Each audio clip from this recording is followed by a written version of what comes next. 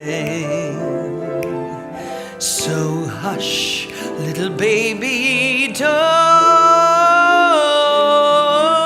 you cry. One of these mornings, you're gonna rise up singing. You're gonna spread your wings and reach for the sky. But until that morning, nothing's gonna harm you. With Daddy and Mommy just standing by. One, take one.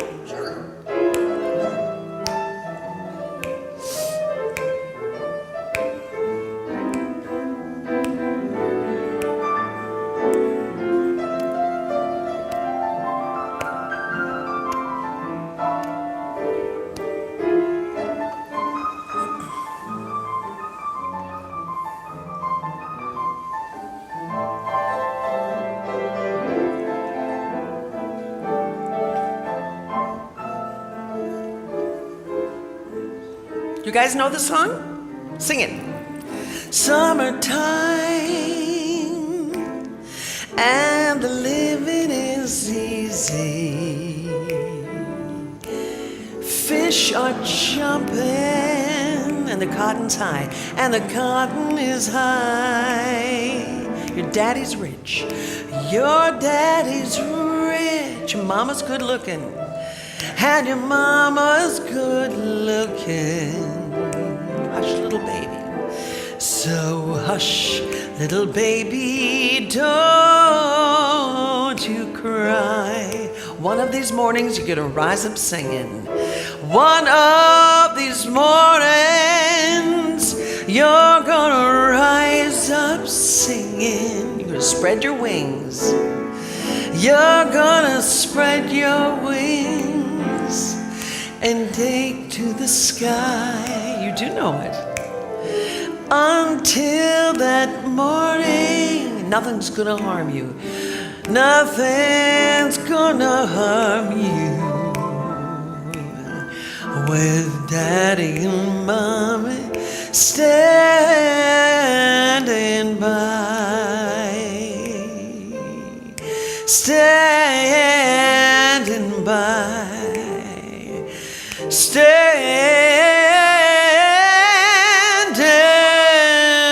oh,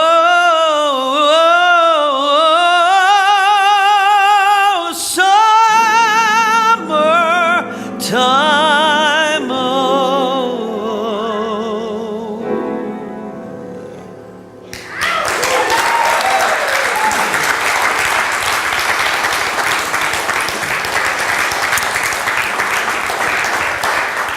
I'm in the zone. I needed to sing. I have had some stuff going on in my life. Getting in the zone and singing is really so cool because it's you know, I'm sure you all have something that you do where when you're doing it, you kind of just don't even think about anything else. You're just doing it, and the universe and the love is flowing through you, right? Right? Well, that's what singing does for me. Other things too, but I get out of my own way when I sing, and I just let the creativity come, and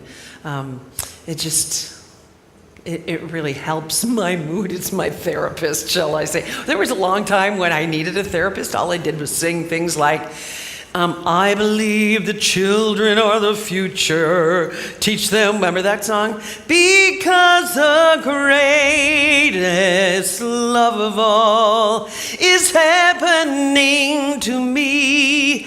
I found the greatest love of all is inside of me. Oh, heck. You don't have to go to therapy for that. Listen to that music, right? Sing it. Sing along with. That was incorrect grammar, by the way, and my mother would have had a fit. Tomorrow is our 1-year anniversary of losing our precious mother. Anybody ever seen my mom, Jeannie Earl, in Peterson play? Ooh, she was such a treasure. Brilliant jazz pianist and singer, and chose to raise us rotten kids instead of going on the road. And she was offered some things too. Well, some big time things. Yeah, big time things. But she really taught us to have fun with our music and fun with our family and fun with people, and just she was all about the flow of love, and I really loved that about her. This woman went through a lot too. She lost a son who was Down syndrome at age 2 from leukemia. She lost her husband at 48, but she stayed true to those things that helped her get to a place of pure empowerment. She was who she was, and she was formidable. And as her kid, sometimes it wasn't the easiest thing, you know? But she really lived from that place of empowerment. That's our subject, in case you don't know that and you're new here. For the month of June, we are talking about living from that place of empowerment. And it's really a lovely statement, isn't it? I mean, how do you get there? How do you get there? Well, I opened up by saying, oh my gosh, if I had a week. Well, I have. And it's been an emotional thing for me in that, God, I don't know how truthful I can be here. I can be truthful. My son was supposed to get married yesterday. And the week after they sent out the invitations, they broke off their marriage. And it has been tough. I adopted that kid for 6 years, that girl. I had 4 boys, by the way, so I really adopt these girls. And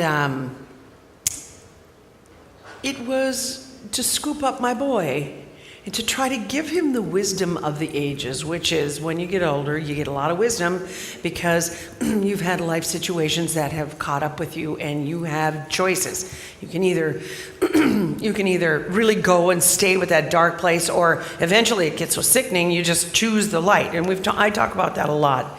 Excuse me, turn me down for just a minute, please.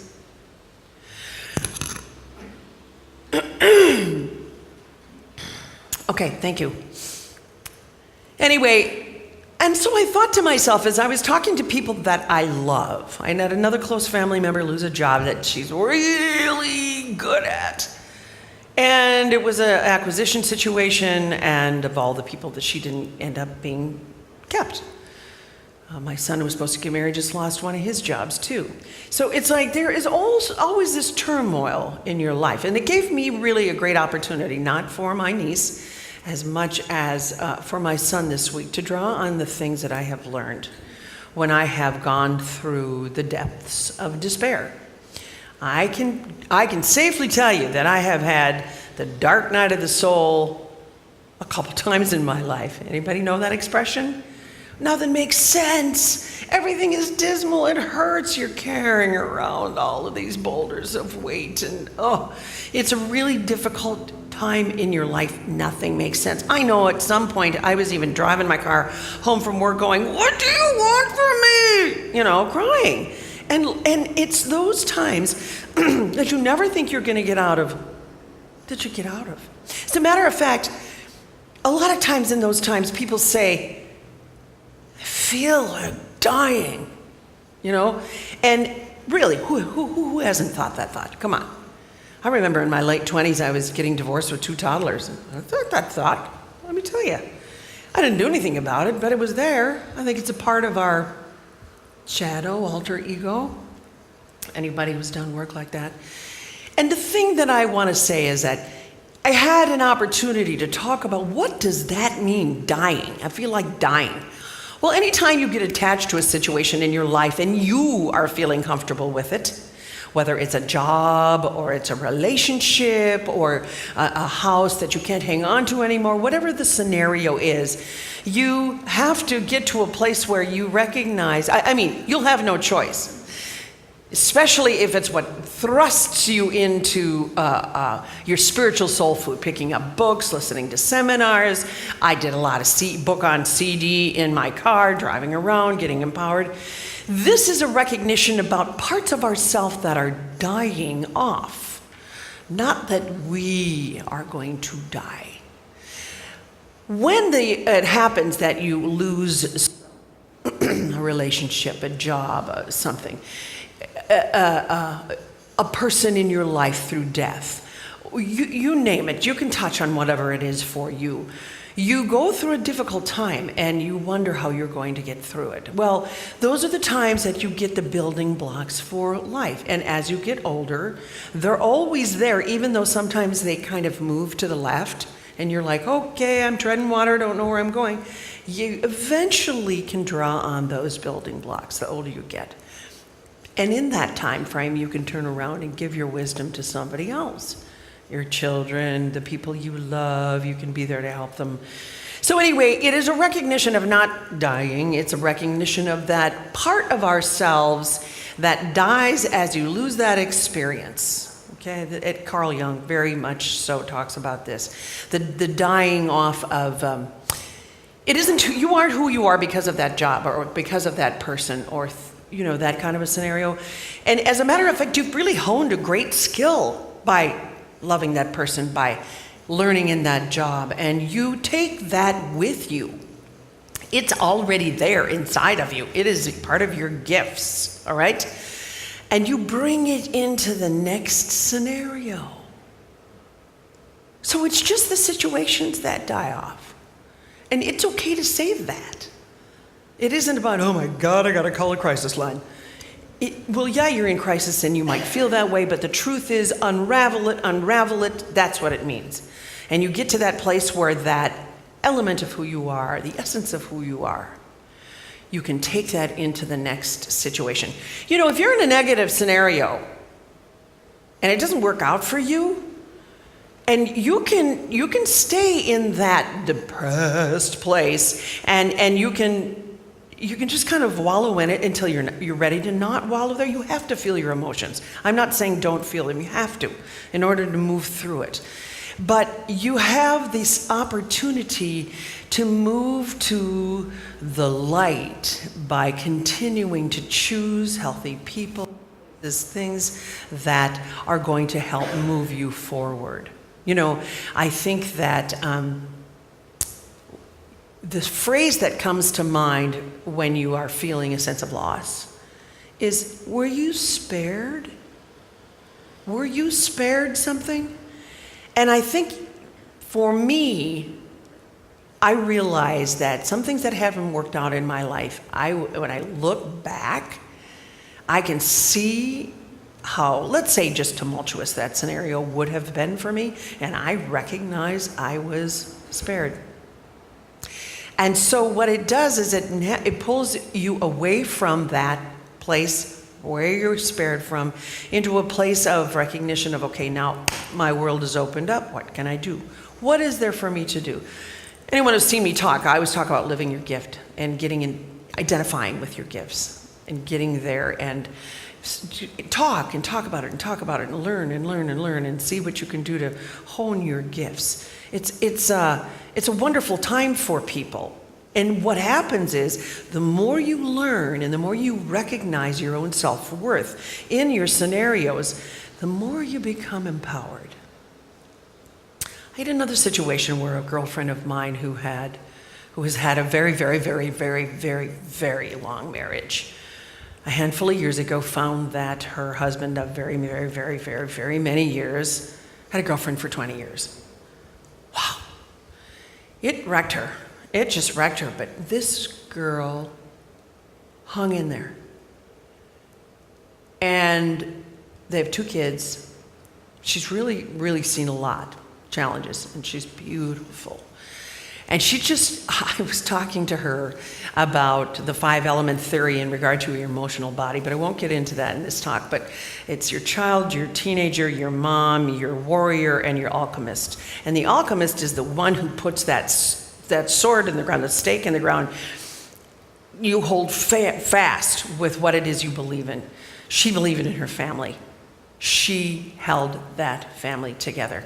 Done a lot of therapy, they've done a lot of things. And she got to a place where in this desire for her to have her family members feel healed and empowered, there are certain things they're not doing which are driving her crazy. That is that subject of an attachment to the outcome, okay? So as I was thinking about her and I was thinking about living from that place of self-empowerment, I thought of I don't know. For me, I have things that happen to me, but I would have to say that I have let so much stuff go. You know what I'm talking about? You know how good you feel when you let stuff go? Well, she hasn't done that yet. She wants to do that. She's doing everything by the book to get there. And so I said to her in a text this morning, I said, I think you need to check your allowance. You know what I mean by that? I'm not talking about your quarter a week, I think, or whatever I gave my kids. I'm talking about the ability to allow life. My mom would say, sometimes it wasn't very fitting, but she was right. You have to accept. Well, yes and no to a certain degree. The infidelity, you don't accept that part of it, but if you're working towards a common goal of togetherness again, you can't, you have to try to heal the past because you live back there. You can't be in fear. The anxiety comes if you live in the future. Living in the present is where you find your peace. But anyway, I said to her, check your allowance. Let life, allow life to happen. You can't move boulders and expect them to go where you want them to go. And if you keep doing that in all of these different areas of your life, your relationship, your mother, your job, you are going to feel depleted. And the thing that is difficult about that is that boulder might never move to where you want it to move, okay? So what does that do but take away from who you are? And that place of self-empowerment is not a place of self-empowerment. You think if you do all these things, you're going to get people this, take care of them in that way, this and that you're going to be happy and you're going to feel empowered. Well, guess what? That isn't always the way that it works, is it? It's not fun either. It's really not fun. I wanted that girl to be my daughter-in-law. Darn it. My kid wanted to have that job that he just lost. And hey, I didn't want to leave CCO either, but I did. It was really an empowering thing for me. Oh my goodness. Didn't get it at the time. When I have thought about what I have learned about living in a place of empowerment, I have let a lot of things go. I'm trying to allow life to happen, but I'm enjoying myself in my life. I'm doing things I want to do. I feel very good about who I am in my relationships. I know that I hardly see my husband. I'm so busy right now. I don't see my sister who just moved back here very often. But it's okay because I know they love me and I can get my work done and it's all going to be good. But I want to tell you something that I learned when I had gone through this place of spiritual crisis for me.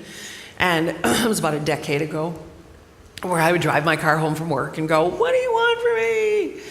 I realized that this night of the dark soul, this whatever expression you want to put on it, was there for me to really let go of some things and to become empowered. And I think one of the coolest things, analogies that I learned was the ladder scenario. I don't know if you've heard me talk about the ladder. But when we're on the bottom rung of a ladder, okay, all you see is stuff right here, okay? And you see this situation for what it is right there. It's really close. And this situation for what it is right here. And this situation for what it is right here. And it gets really difficult to focus on what it is. Now, you could step back, but you're still down here. And when you're going through spiritual soul food, you want to raise up. And you want to be able to grab things that help your own personal enlightenment process. So begin to go up the rungs of the ladder. Each rung of the ladder might be how you have healed from that negative scenario, that one that you're thinking of when I'm talking to you. Okay, I've healed from that. And something else happens. You think, oh my goodness, how much can I take? And you get through that and you crawl up another rung of the ladder, okay? And you keep going through that scenario until pretty soon you're at the top rung of the ladder. Well, guess what happens to the world and the universe? is pretty soon you're looking down and all those things that were right here, they're now down here. And you can see how they all sort of fit together. Who you have become, what you have learned in each situation. And you can see why you weren't supposed to do this or that or this, or man, that was a great opportunity and that helped me do this and this and this. When you live your life from the top of the rung of the ladder, place of enlightenment, a place of empowerment. Isn't that a cool analogy though, really? What I want to say to you though is that doesn't mean that, I'm at the top of the rung of the ladder and I'm going to be all right. Because pretty soon something can shake that ladder and boom, you're smack dab down on the ground again. With a whole new set of, oh boy, there it is, and it doesn't feel good. So I feel like this. I think I've gone up about 3 or 4 rungs, or 3 or 4 ladders in my life. Do you know what I mean by that? When you think about each rung of the ladder, each level of what you have learned in your life, when you get to that top place, it is the place where you can allow, where you can check your allowance. How are you allowing? You know, if you're not really allowing and trying to control, you're going to crawl back down a couple of rungs, you know? So I think that the place where everybody wants to be is they want to be empowered in these areas. Physical empowerment, emotional empowerment, mental empowerment, spiritual empowerment, and financial.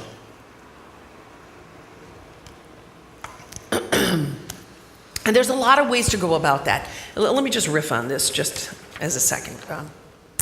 Actually, I have a really cool website. You should, if you're into Googling and checking out stuff like this. I didn't know the technology, and I don't know if you can bring it up or not, but it's spiritual empowerment. If you just Google that word, or no, I think it's self-empowerment, I think, and then it comes up with a website. The greatest quotes, they're on Facebook. I was so excited to see that today because I thought, oh my gosh, can I just roll the video that they have on there? You get the message in a heartbeat. And some of the messages were great that I wanted to share with you. And did I even put any of them down? Oh, no, I didn't write any of them down.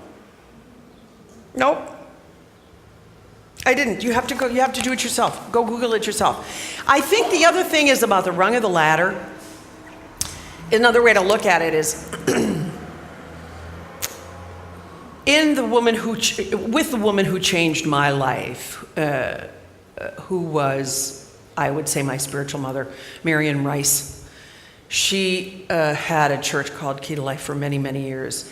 But she would use the analogy of, in your mind, in your emotional well-being in particular, you think of your brain and how you see the world, your vision, and you think of, well, what slide do I have in my projector today? And if you have the projector slide of everything's miserable, I don't want to do this, I can't believe my luck, this sucks, it will put that cloud, whatever you want to call it, into what you're seeing. Oh, and that person isn't showing up for me either. And that person isn't doing this for me either. And that person isn't doing this. You have to change the slide to help you put on the rose-colored glasses in order for you to start seeing the good in things. Right down to this, Linda and I were talking about this yesterday, being thankful for those negative situations. What?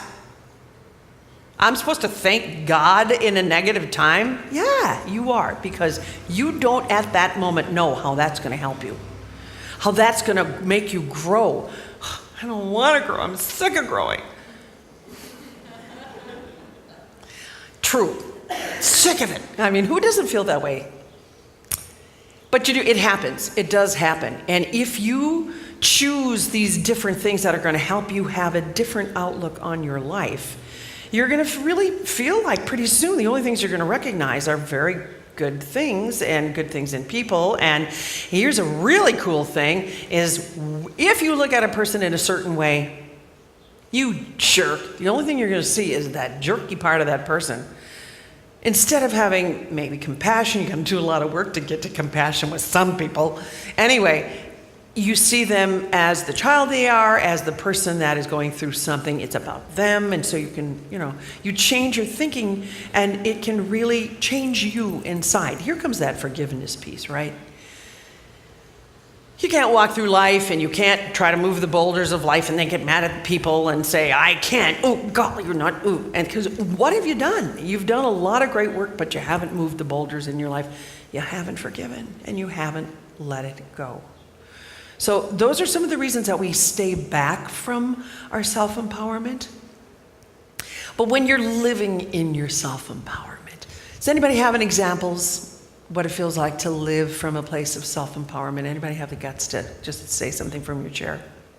What does it feel like to you? Yeah.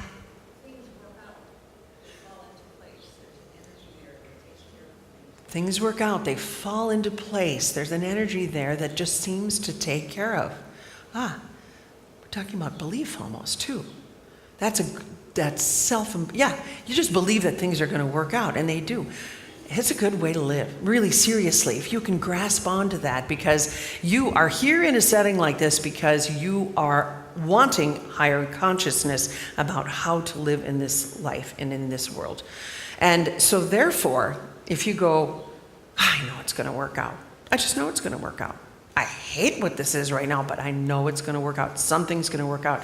Last year, when Mom died, I moved the next morning. And I kept telling my sister and people around me, I said, thank God I'm the age I am, because if I was younger, I'd be going, why me, Lord, and playing that country tune, And it was really, I know I'm going to get through this, but I'm not really having any fun right now, But it's true. I believed that it was going to work out, and it did work out. And yes, I lost my mom, but people, I'll tell you how it worked out for me. This is really cool that you said it in the words you said. I finally arrived at the new house. We were staying at my mom's at the time, and when I got there, my son and daughter-in-law were there unpacking boxes. My neighbors from my former home were unpacking boxes. My brother and my sister were there. Girlfriends brought me lunch and wine. And and I didn't ask anybody to do that. I just knew it was going to work out, and people just showed up. It was so cool. Anyway, that comes back to that art of allowing. And that art of allowing is something that helps you to move into a place of self-empowerment. Now, other things too, the physical well-being. If you want to do something about your weight, let's say, you can do something about your weight. And there's that aspect of living unconsciously. Well, I struggle with that one all the time. The unconscious party eating, whatever. And if you want to do that, you can really change your consciousness, and then you can feel empowered about those decisions. You can feel empowered about your financial decisions. And you can feel empowered about all these different, you have to change some things probably, but you can get to that place where you're honoring who you are and what it is you want to do and say in this life. Guess what you're doing when you're doing that? You're finding your gifts. You're honoring your gifts. I think it's pretty cool.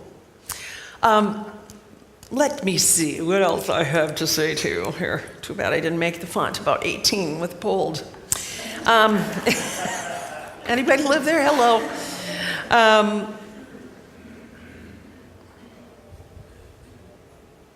No, we've talked about it all.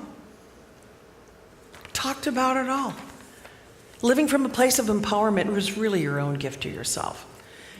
It really is your own gift to yourself. And I think in the lyric of this next song, you will really, really find that even songs with lyrics of the slide projector that has a rose color to it, of how you want to see the world in a positive, allowing manner, comes through in these lyrics. And it helps you listen to that kind of music.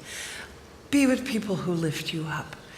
These are all of the things that you have permission. I give you my permission to change your life and only have positive things in it. Take a walk, not because, doggone it, I'm going to get skinny. So I talk to myself. It's because it's good for me. Darn it. Get that hard work in. So, Linda, let's do a little Louie.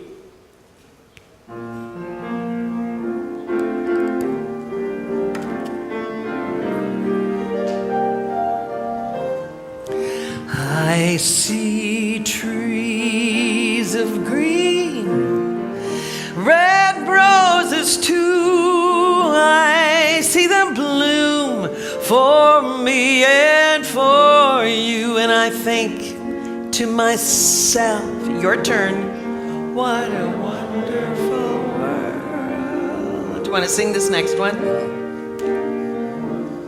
I see skies of blue, clouds of white, the bright blessed day, dark and sacred night. And I think to myself, help me out here, what a wonderful world. The colors of the rainbow, so pretty in the sky, also on the faces of the people passing by. I see friends shaking hands, saying, how do you do? They're really saying, I love you. I see babies cry, and I'll watch them grow. They'll learn much more than I'll ever know. And I think to myself, what a wonderful world.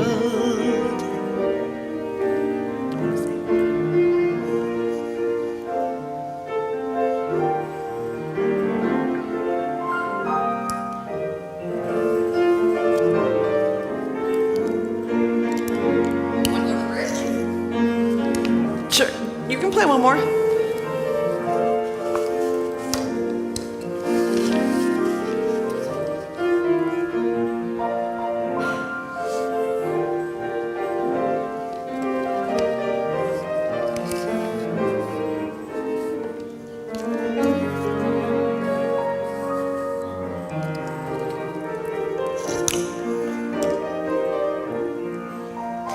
Well, the colors of the rainbow, so pretty in the sky, also on the faces of the people passing by. I see friends shaking hands, saying, how do you do? They're really saying, you got it. I see babies cry, and I watch them grow. They'll learn much more than I'll ever know. And I think to myself, what a wonderful world. And I think to myself,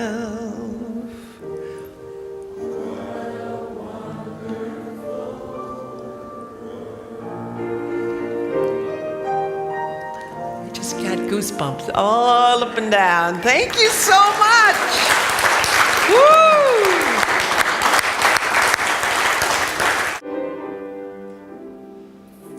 Once in a lifetime, you'll have a moment, one wonderful moment when fate takes your hand. And this is my moment, my once in a lifetime, when I can explore a strange and enchanting land.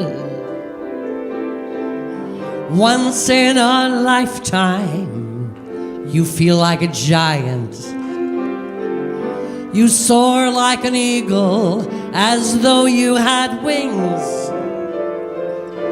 And this is my moment. My destiny calls me. And though it may be just once in a lifetime, I'm gonna do great things.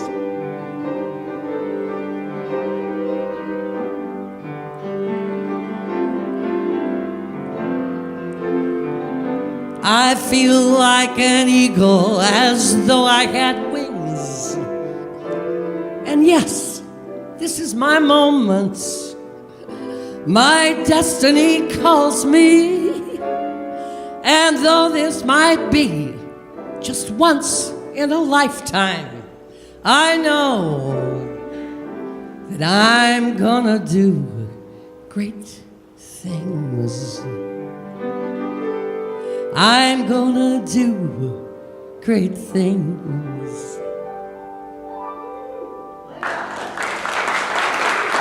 Thank you.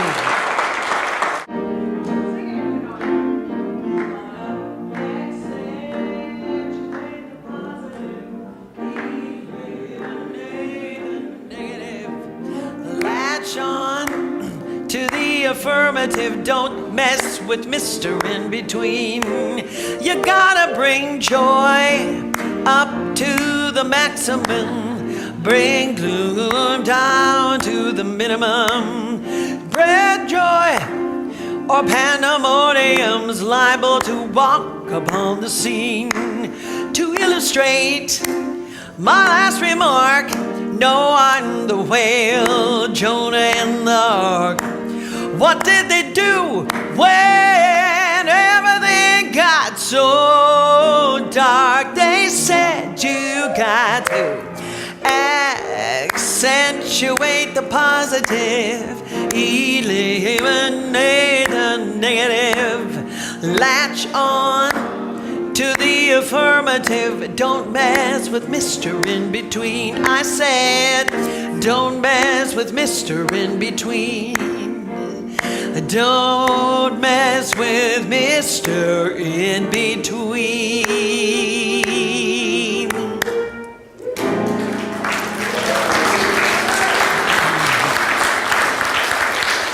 All right, you guys, you can either stand there or you can take a seat. I'll sing a couple more tunes if you want. Woo! When you're down, sing with me, and troubled, and in need some love and care, and nothing, oh, nothing is going right.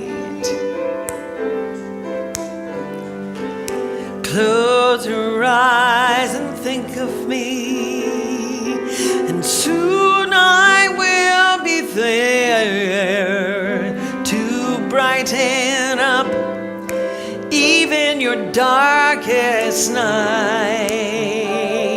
You guys, you just call out my name, and to know wherever I am, I'll come running to see you again. You take this one. Winter, spring, summer, or fall. All you got to do is call, and I'll be there. Oh, yeah. You've got a friend. You want this one? Now if the sky above you should grow dark and full of clouds, and that old north wind should begin to blow,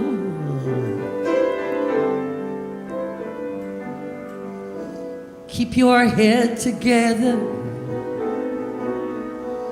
call my name out loud now, baby.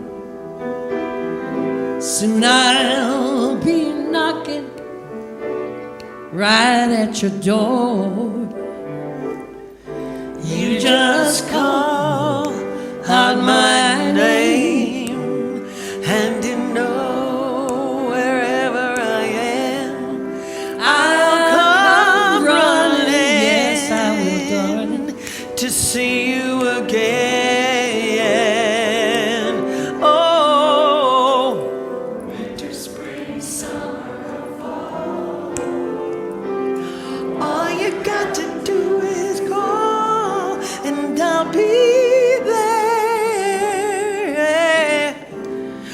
Well, ain't it good to know that you've got a friend? People can be so cold. They'll hurt you, desert you. You can sing this with me. They'll take your soul if you let them. Oh, hey, but don't you let them. You just call out my name, and you know wherever I am, I'll come running to see you again. You got this one. Winter, spring, summer, or fall,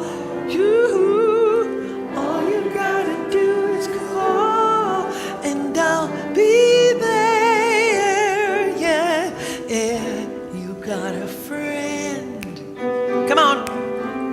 You've got a friend. Come on.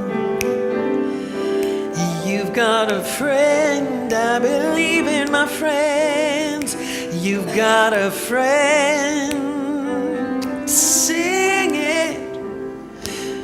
You've got a friend. You've got a friend. You've got a friend.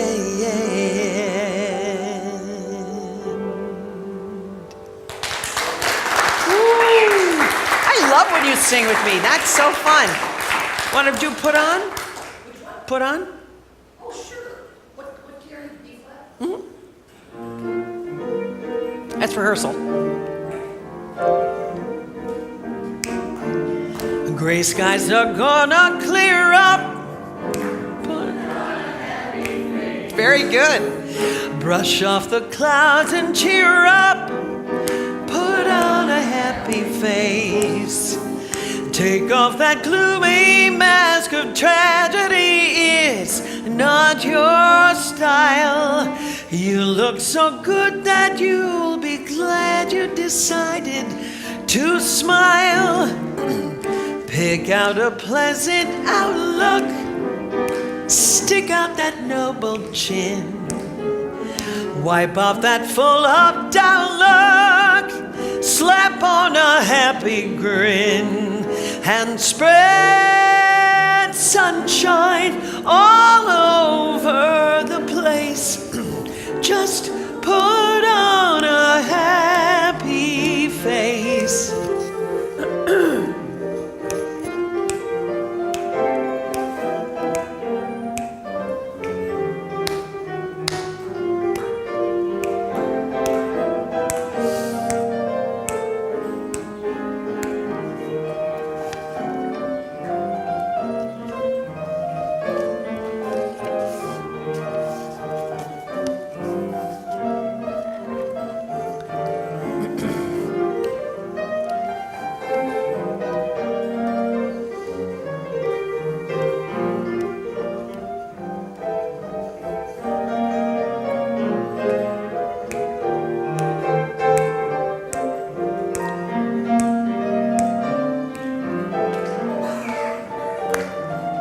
Yeah, Linda.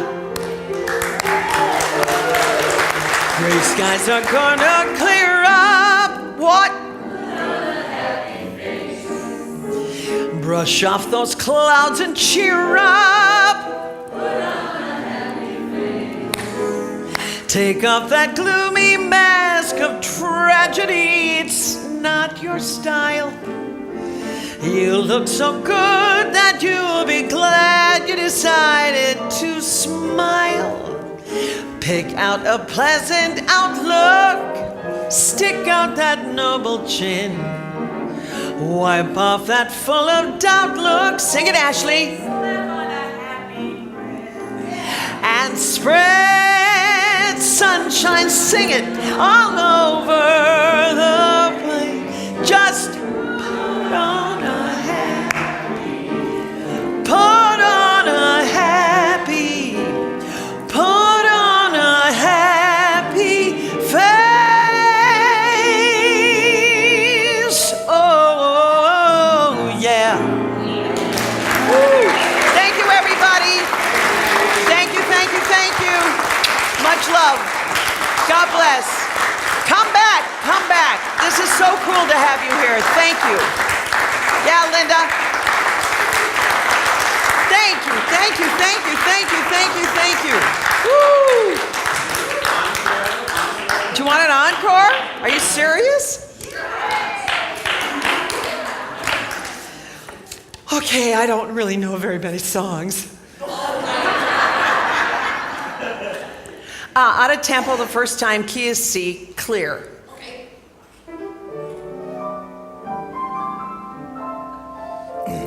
When I did my inspirational CD, I would take songs that I had sung in non-denominational settings, and they were sometimes a standard, and I have a couple of originals, including one Linda wrote.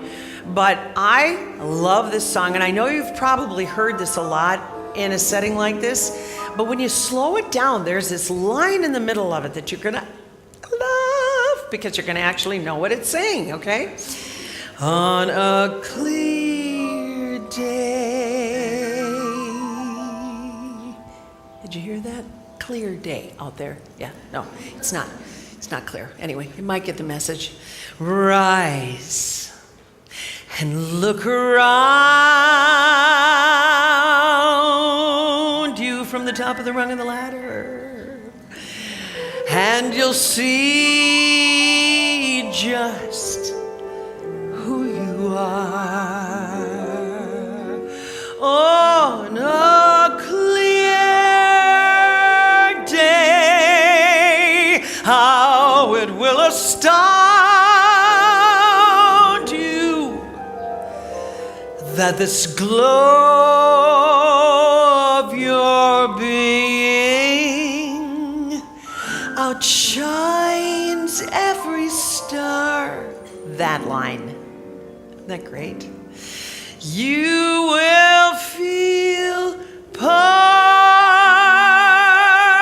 of every mountain, sea, and shore, and you will hear from far and near the sound you've never heard before. And on that clear day, on that clear day, you will see forever and ever more.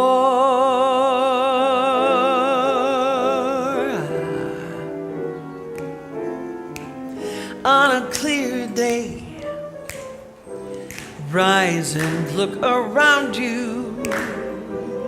Then you'll see just who you are.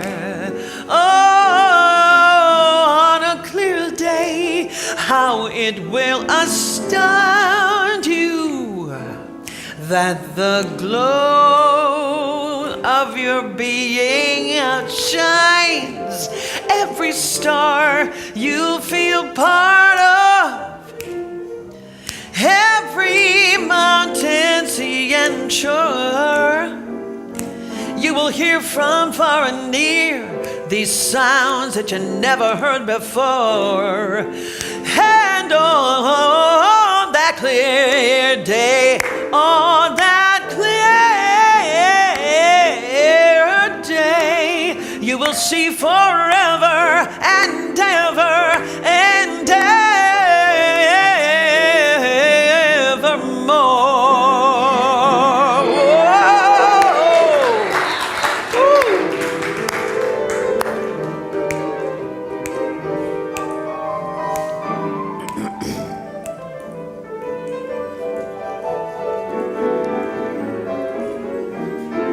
Woo-hoo.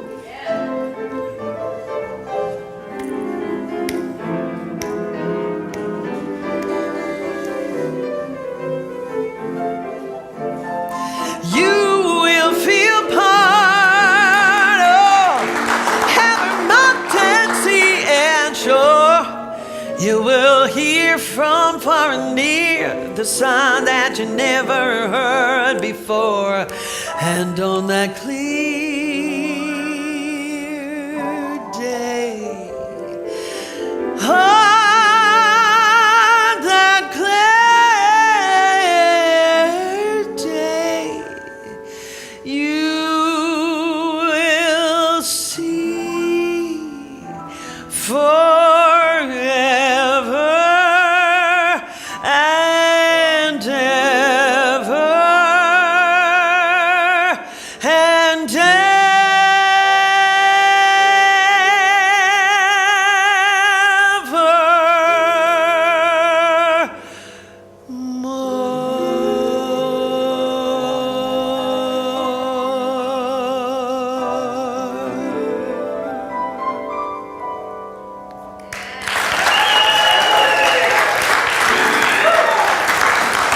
Thank you very much. Thank you. One of the great things about Lake Harriet Spiritual Community is they do film the services. So if you need a little spiritual soul food, you can go back and look at the videos. But that doesn't mean we don't want you here. We want you here. So, that's a really cool component to one of the many things that go on here. They have a list of activities that you would really love to know about because the whole premise is about helping to empower you. So keep that in mind. Find a list of things that go on here. Walk over. It's gorgeous. Come on. And there's coffee right down the road, and that's what we're going to go do in a minute. But God bless you. Mother, Father, God, thank you for blessing this sanctuary. Thank you for bringing the souls in today. Let us all gather together and to not only touch our hearts, but take what we have learned out into our friendships, out into our families, out into our communities, out into the state, the United States, the entire world, and the universe. And let us go with a peaceful heart filled with love, acceptance, allowance, empowerment, and your divine grace. Blessed be. Thank you.